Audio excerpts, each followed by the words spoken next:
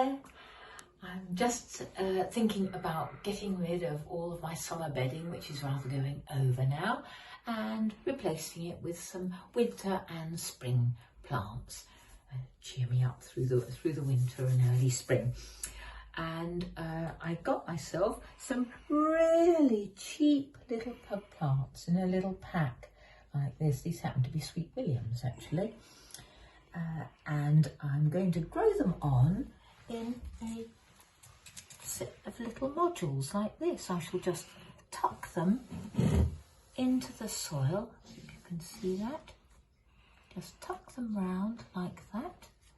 Having unpacked them as soon as they arrived, I shall just pop them in like that, and then I shall keep them in a very protected place on this cool windowsill actually, until they've made more roots and they're growing on strongly, and then I shall plant them out into my pots ready for cheering up the winter garden.